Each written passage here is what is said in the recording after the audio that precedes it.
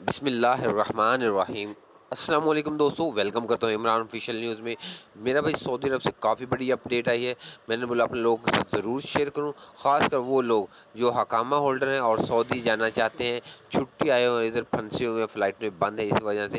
تو میرا بھائی اس کے متعلق پوری ویڈیو جاننے کے لیے آپ لوگوں سے گزارش کی جاتی ہے کہ میرے چینل کو سبسکرائب کریں اور بیل آئیکن کو دبائیں تاکہ اس طرح کے تمام ویڈیو آپ تک پہنچتے رہیں۔ تو میرے بھائی سعودی عرب کی طرف سے یہ بات کی جا رہی ہے کہ جو حکامہ ہولڈر ان جب بھی فلائٹیں اوپن کی جائیں گی تو 30 دن کے لیے فلائٹیں اوپن ہوگی، اس سے زیادہ نہیں کی جائیں گی، کیونکہ صرف ان لوگوں نے حکامہ ہولڈر کو اجازت دی ہے کہ حکامہ ہولڈر سعودی عرب میں آ سکیں گے۔ جو نئے ویزے والے ہیں ان کو ابھی تک ہو سکتا ہے کہ وہ نہ آنے دیں، یہ ان لوگوں کے لیے بیڈ نیوز ہے۔ جیسا کہ آپ کو پتہ ہے کہ کرونا کے جو حالات ہیں کبھی تیز ہو جاتے ہیں کبھی کم ہو جاتے ہیں، اس وجہ سے ان لوگوں نے یہی فیصلہ کیا ہے کہ 30 دن کے لیے فلائٹیں اوپن کی جائیں۔